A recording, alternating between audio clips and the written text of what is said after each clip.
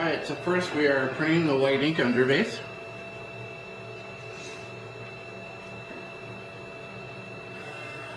And you can tell, you can hear the printers moving. Once we send it from the RIP program, it only takes a few seconds for it to basically get to the printer and start printing, which is a pretty big feature. So we print the white underbase first, and like I said, you have a lot of control over that. You can go thin and have a washy looking white like a watercolor, or you can build it up and make it thick and textural, and there's a lot of control. Then once we're done printing the white ink, then it'll come back and do a color pass. There are other ways to do this. We have another feature where it's a one pass, where it prints the white and the color at the same time. This works pretty good, but the one thing we found with that is you have to sort of split the print head, which lowers your resolution. And because we have dual LED lamps and print bidirectionally, that means we can speed up our print.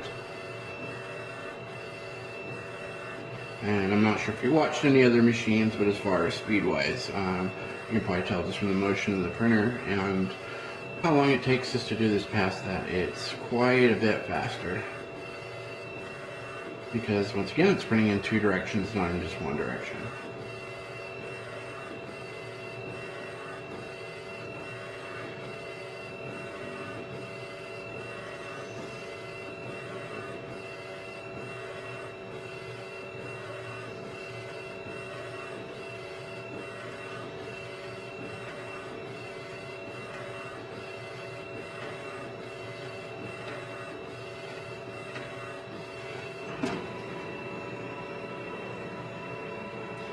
So there's the white underbase, and now we're going to print the color.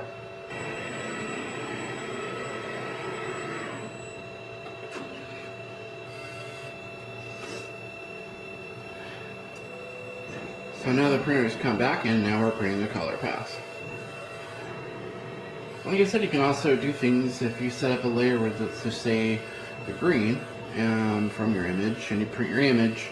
And then you just position the your image at the exact same settings you have the other printout, but you just print, let's say, the greens from, and it created in a layer, and you'll build another layer up on top of the print and sort of create, let's say in this case, the greens would create sort of like a grassy effect. You could feel that it was higher than the rest of the print.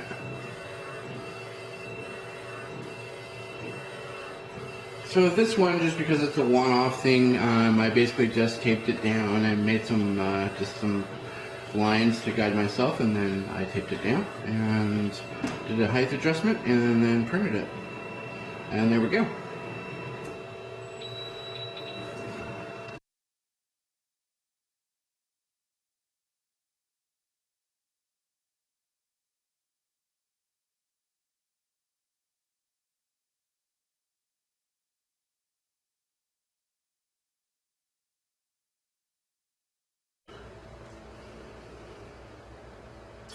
Okay, so I'm going to show you really quickly how I just printed that graphic and how you make changes.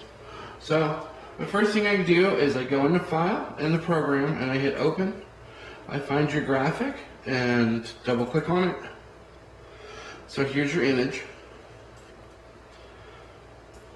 And then the next thing I do is I go to Environment and I tell it what I'm printing on. So black media, color media, white media. Now we're printing on wood.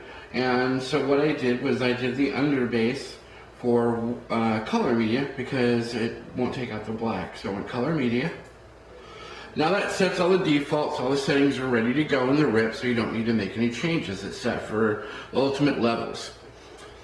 If I need to change the size, which is over here, it's telling me right now that it's 2.49 by 2.73. I can click to the customize here, and I can just type in a bigger size. Let's say I want to do a 3.5. And then the next thing I want to do is I want to tell it to start printing from the center. Now the only other thing I really need to do is to make my adjustments and to tell it like how far down to print. So we know it's starting at the top center and we have our size. So before I ever print, I go to print preview. Oops. Print preview. And now I can see this up here would be the top of the table at the very top here. So I'm going to bring it down and print it onto the table before I print it onto some tape just to give me a position. So I'm doing this really quickly. I'm not using a jig, so I just want to print it really quickly. So this will give me a point of reference by printing on the table, then I put the wood on top of it. So to make an adjustment to move it down, left, up, or right, I get a print setup. And then what I will do from here is go to properties, and then I can tell it to come down from the top 3 inches, which will give me a lot of room to work with on the 3 inches from the top. And I hit OK. And then OK again. And now it's in the right position to print. So I can tell, here's the top of plat next to me, it's going to print down here, and then I'm going to put my frame on top of it and print it. And there are tons of different ways you can do it, and with the wood that you're using, we can figure something out to where you can fit them all in the same area and do it one time, and then just print them all from there. They're going to be different sizes, but we can figure out at least, doing 6 or so at least at a time. So from now, I'm going to go back to the main screen, and then I can just right click and select print. So once I select print, it's going to run it through the printer, and we'll print it. Now, quick thing that I wanted to let you know, I was talking about making changes. So I have a really quick way to make adjustments. So up here I have all these settings for choke, underbase, highlight generator, color strength. If in here I make adjustments, so let's say I change the color strength to 95, then that's going to give me a little bit less. So I can work myself down from what we have, or I can increase it and add more white ink. And the more white ink you add, the thicker that print gets. Now you can also do it in layers. So what you could do is separate the print job and print let's say you wanted to make the white thicker or a certain area thicker. Then I would print the white twice and make it get bigger. So what I can do in this case is, right now it's going to do a white and then a color pass. So if I wanted to make it, let's say give it a little bit more dimension, I can go in here like I just did to do my settings, and I can go to print preview. Back to the settings where I was at before, print setup. I go to properties, and then device options, and I can tell it here, it's asking me layering count. So how many passes do I want to do? So right now it's doing 1, and this is for the whiting and underbase. And if I hit the drop down, that's for the color. So I can tell it with the underbase do 2 passes of white, and I'm doing 1 pass of color. And that way you can, make it thicker or, and really play around with it. So there's a lot more stuff in this RIP. It's very, very easy to use, but also it has a lot of information in it. So,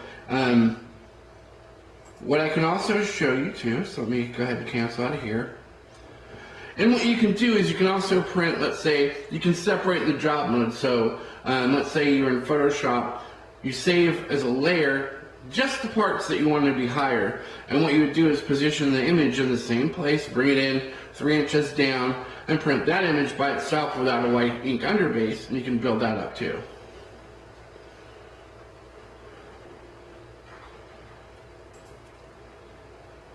So if I was going to print this, or even if I'm not going to print it, but before I print it, I just add this to our print queue, and then I say RIP.